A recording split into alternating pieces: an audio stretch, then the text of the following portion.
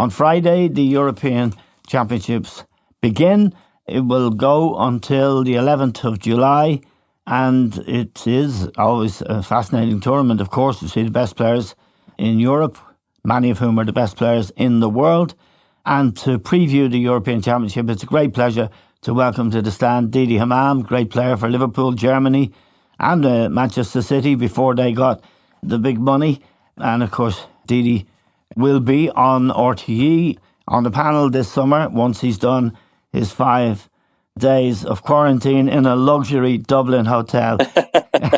Didi, you're very welcome to the programme, and I'm sure all football fans will be thrilled that you're back in the RTE studios for the championship. And the first thing I suppose I should ask you, I just want to ask you this, Didi. It's been a long, hard season for top-class players, and many of them will be very, very tired after this exceptionally long season. The football they'll have to play, will there be tired players, and are UEFA sort of squeezing the lemon too much with these top-class players by extending the tournament to, 24 nations? Well, I think there's two sides to it, Eamon.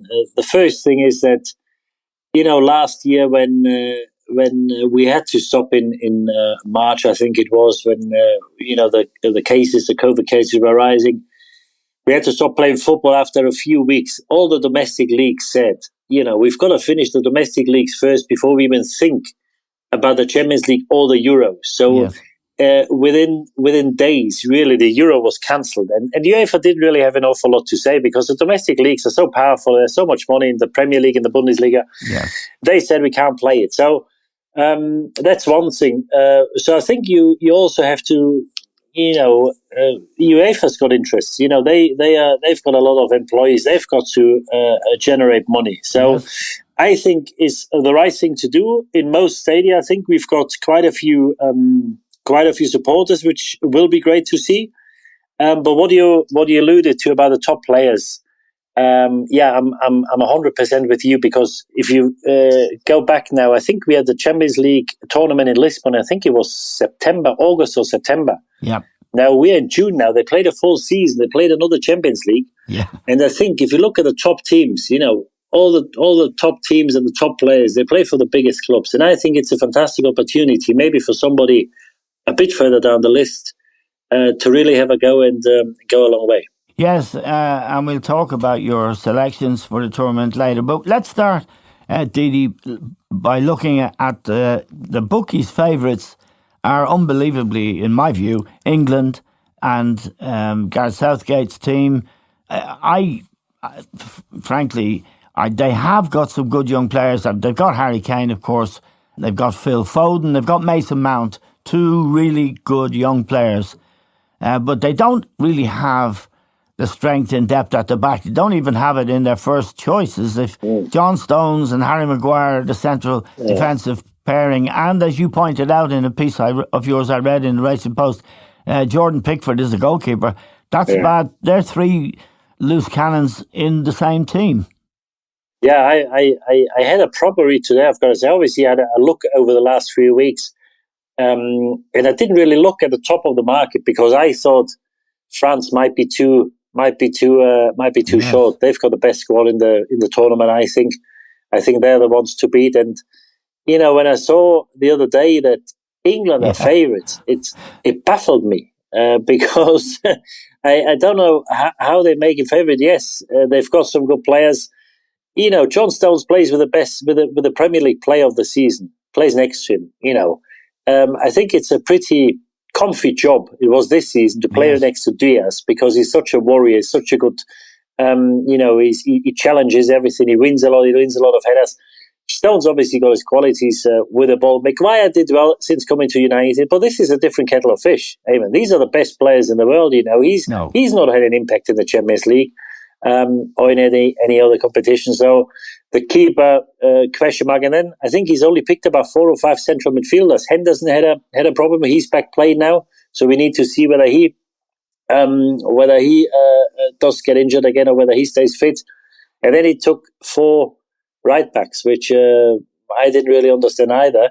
So I don't think it's a well balanced squad. Yes, they've got some talent and some very exciting players going forward. If you look at Sancho, who's done ever so well in the Bundesliga last 2 seasons, Rashford, Sterling is a bit off the boil, and then obviously with Foden and Kane, they've got some players, but they're very young, and experience counts for a lot. And I can't see why the book is making favourites. Now, let me ask you about a couple of players that you know about that we really don't.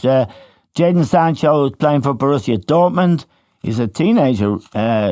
Everyone says how good he is. We haven't had a chance to have a good look at him. And Jude Bellingham also plays for Dortmund. He's a kid who everyone speaks very highly of. Let's talk about Sancho first. How good is he, Didi? No, he's brilliant. He's brilliant. Really? I think he's one of the best 3 or 4 wide players. I think he can beat players by purely shifting his weight. He's brilliant in doing that, and he sometimes I've got a feeling he walks past players. That's what he does, and he's 2-footed. He's quick. Right. He's got a great understanding of the game, and he's good attitude. And Bellingham. At first, when he first signed, he wasn't tracking back. There were a couple of things I didn't like to see in a young player, disciplinary issues or problems. But I think he sorted it out. I think they had a word with him. And I've got to say, the second half of the season, you saw him in the Champions League against Manchester City when he was excellent both games. He's a real talent. To play in the middle of the park, 17 years of age, requires a huge amount of class, of quality, because it's not about the physical side of it. It's about knowing what's going on around you. And he really looks a brilliant player. And both kids, I've got to say, obviously Bellingham, I think they paid about 20 million for him. Sancho was a bit cheaper. 2 bargain buys and 2 brilliant players for England for the next decade. Now, Didi, the defence, Maguire, Pickford, Stones. If that triangle between goalkeeper and 2 central defenders is so critical in any team. They need to understand each other. You need a dominant figure there, and if you're weak there against the kind of opposition they're going to be facing, you're dead. Yeah, of course. We know how important it is. Centre midfield in the centre back positions. You must not make any mistakes. And I've got to say, Maguire, I think in terms of technical ability or playing out from the back, I think he has to improve. I think he can improve. That's obviously Stone's forte, and this is Stone's probably his strongest suit. So I think as a pairing, I do quite like him because they're different. But then again, you need to see how they play together because, as I said, Maguire in the Champions League, he hasn't really proved it. And the qualifiers they played, they weren't threatened either. So I think this is a big test. They've got a decent group, I'd say. Croatia is getting on a bit.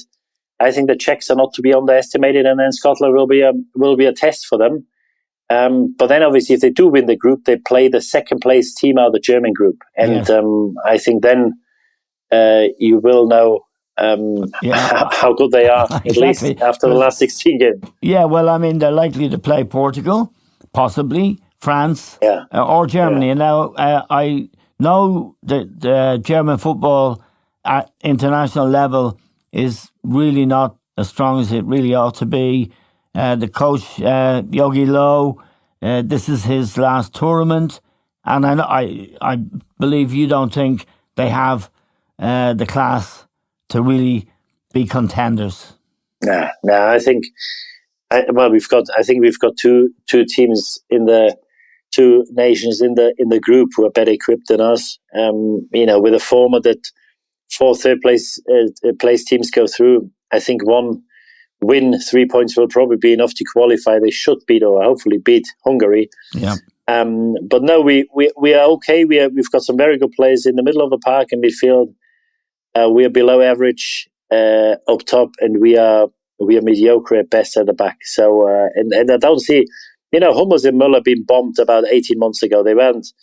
The manager told them, you're not picked anymore, and then he made it pretty final. At the time there was no chance for them to come back. Then you lose against Spain 6-0. You lose to North Macedonia 1-2. And then the public pressure became very big. And now he played probably his team for the first game. He played against Latvia a couple of days ago. And it's the first time Ginter, Rüdiger and Hummels play in the back. They could have played 4, 5, 6, 8, 10 games in the last 18 months. Yes. If Hummels had been picked, they haven't. And the other thing, which is a bit of a worry for me, on top of, as I said, not having the quality they used to have in recent years, reading the papers and reading and listening to the media, everything over the last 2 weeks, since they met up in Austria for the training camp, every report is about Hummels or Müller. I'm 100% certain that there will be players in that team. There's some very good players in their own right. Gundogan had a fantastic season. Kroos is playing for Madrid. Kimmich. Yeah. Havertz is a Champions League winner. Yeah. Everything in the papers over the last 2 weeks, it's either about Hummels and Müller. Yeah. And I just wonder, I'm sure there's players in that dressing room thinking, hang on a minute. We've been here. We got through qualifying for the last 18 months. Yeah. Now these two come back and it's all about them. Yeah. and I don't think really the manager is in that much control over the dressing room. I think he was always pretty open, pretty free. I think he let the team sort things out. But this team is not settled enough to sort things out. So, yes. I'm not very confident. Or experienced enough. Hansi Flick is going to be the new national team manager. He did a real good job at Bayern Munich. It's interesting that he's opted to be the national team coach rather than to continue at Munich, because he did a job there, a good job, didn't he? No, brilliant. Yeah. What he done, I'm not sure many others could have done it. Yes. But if you look at his history, he usually doesn't stay very long at these clubs or federations. I think the last 3 or 4 jobs he always left after 18 months. Yeah. Well, maybe he wanted to be a national team manager in Germany. It's a job for life, isn't it? It is. Well, it can be. Yeah, it can be. It can be. I think a lot of people were surprised. He had a few problems with a sporting director, with transfers, with players coming in. But I think that's normal at a big club. I think he used it as an excuse to really, tell the Bayern Munich officials, he wants to go to the Right. German Federation. Yeah. And Löw, it also got a bit more dynamic, the whole conversation, the whole topic, since Löw said he's going to step down after the Euros. And then it was pretty clear that Flick was going to do it. I think he'll be a very good national team manager. Right. Obviously, Munich are one in Nagelsmann.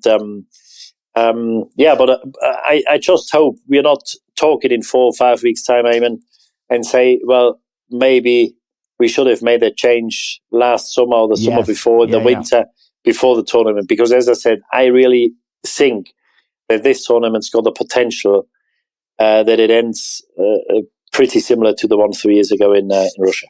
Okay, now let's look at the group of death, as they call it, and France. I mean, I think France will win it. If you look at their players, they have a magnificent. They've got up front. They could have Mbappe, Griezmann. They have Kante in midfield. Yeah. And everywhere you look, there's quality. I don't like Pogba, but it's obvious that Didier Deschamps can live with Pogba and they won the World Cup. And Benzema being back in the team, I think he's had a magnificent seasons at Madrid since Ronaldo left. He's carried that team on his back. It's hard to see a weakness in the French team, perhaps a little weakness at the back. I'm not too sure. Upamecano was probably the best centre back in Germany. They didn't even take him, Eamon. Really? He'd be the first on the team sheet if he was German. And he's at Leipzig, isn't he? Yes. Yeah. They didn't even pick him. He played with the 21s. And, Kimpembe is a warrior. He's a fighter. Like Pavard is a very good player, the right back. Yeah, Pavard and Hernandez. And Hernandez form picked up since the big money moved to Bayern Munich a couple of years ago. And then, you just talked about the players up top with Benzema, with Griezmann, with Mbappe. Yeah. Kingsley Coman has been outstanding for Bayern Munich in recent years. Right. Dembele came on the other day. Ben Yedder for Monaco, he's got 20 goals in the league this season. Yeah. He can't even get a look, and he's probably got Giroud ahead of him as well. So, in every department, I think they've got They've got numerous options if somebody were to get injured.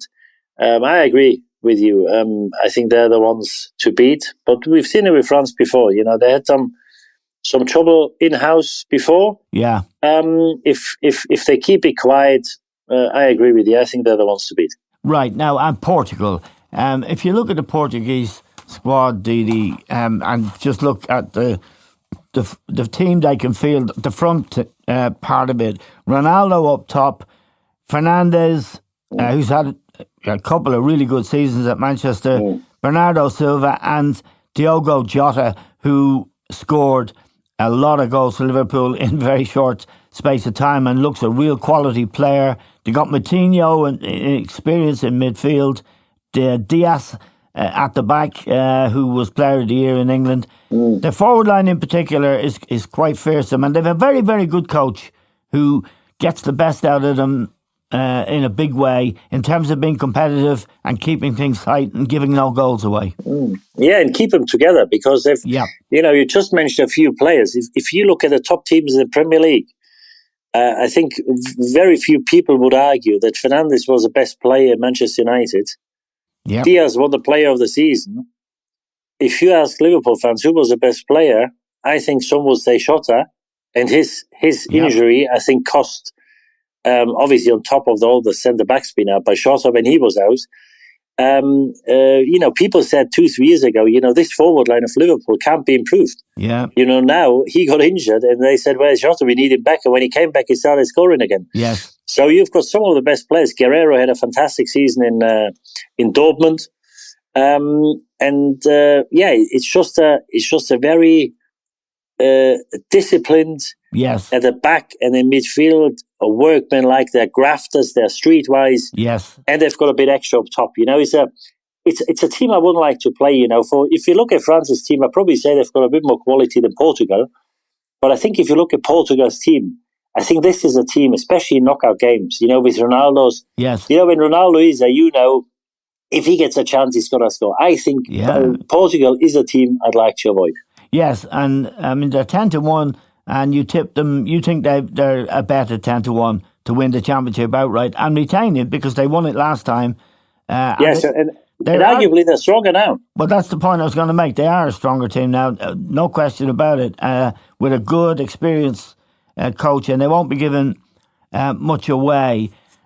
Just to look around the rest of the teams. I mean, Belgium are always what we call a talking horse in racing. Yeah. They have so many good players. Lukaku, of course, Kevin De Bruyne, who will be fit despite that awful injury he picked up in the Champions League final. And they have got a lot of quality. Tielemans as well, who did so well for Leicester this season. What do you make of them? Yeah, I do like them. They get on a bit, with Vertonghen and Alderweireld. Yes. At the back, but they've got an outstanding keeper, even though he's had a couple of indifferent seasons, Courtois, but I think he played better this season. He kept goal better than he did the season before. And then, as you said, Tielemans, I think he's a star for the future. Yeah, I think he's one of the best midfielders in the world right now. He's only about 22, 23. He's a brilliant player.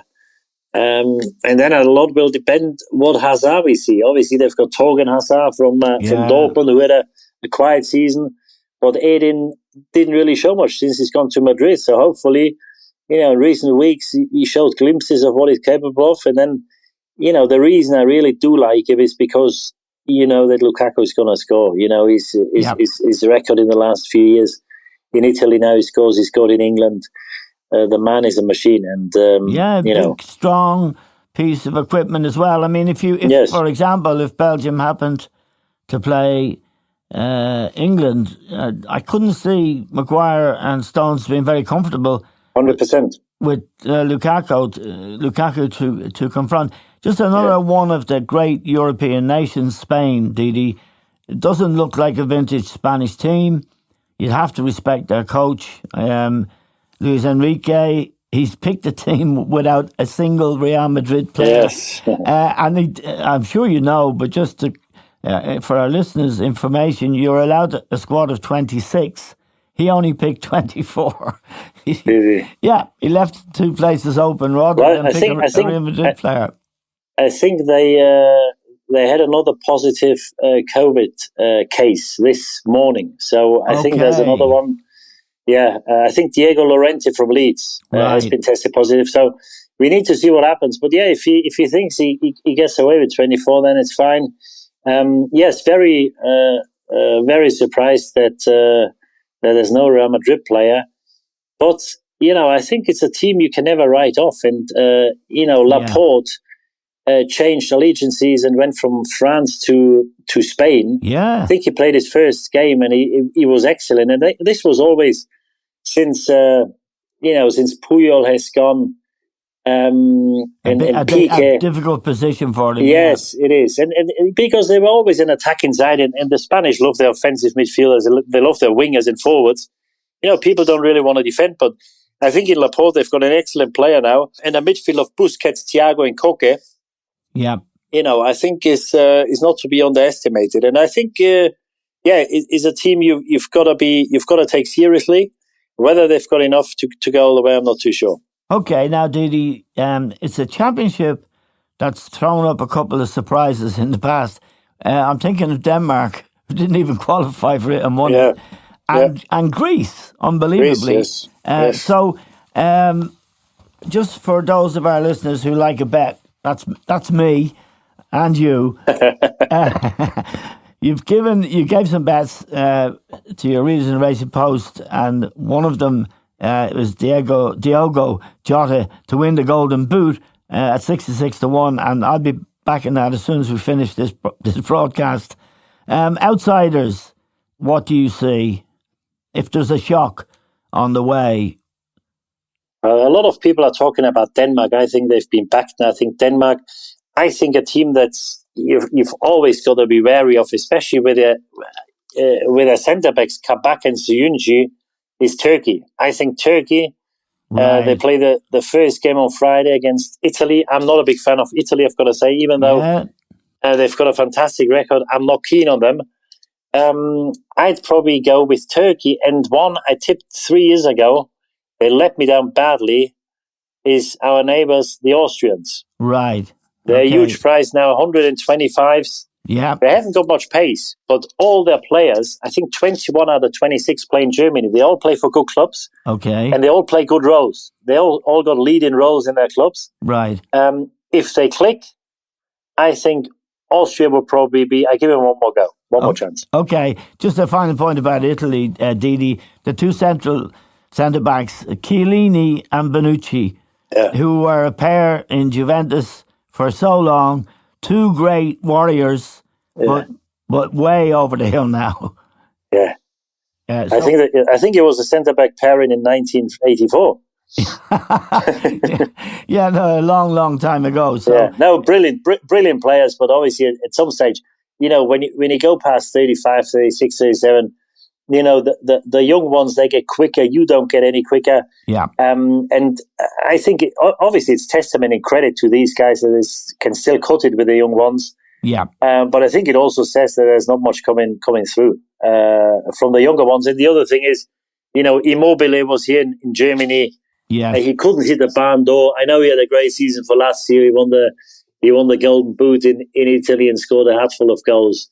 I don't think he's a player who scores goals at the highest level. No, just speaking of players who can't score, Timo Werner's had a nightmare, Didi, since he came to Chelsea. An absolute nightmare. I'm sure you've seen some of his and some of the. Unfortunately, yes. Yeah, it's really, really, really shocking when you see a striker lose that kind of confidence. Will he start for Germany, Werner? No. I think he plays with. He plays three at the back. I think he plays Kimmich on the right, which I'm not too sure is the right move. I think we lack pace and physicality in the middle. We play with Kroos, who's a playmaker, who's got Casemiro behind him in Madrid. Yes. And Gundogan is a perfect player, is a perfect fit for Manchester City. Yeah. He hasn't shown that form for the national team. We play different football. We are not as dominant as Manchester City. Yes. And I think with these two in the middle, up against Tolisso, Kante and Pogba, I think we lack pace and physicality. And up top, it'll be Gnabry, Müller and Havertz. They can swap around. And now Werner won't be starting. He might be one off the bench. But he's low in confidence, even though he's a Champions League winner.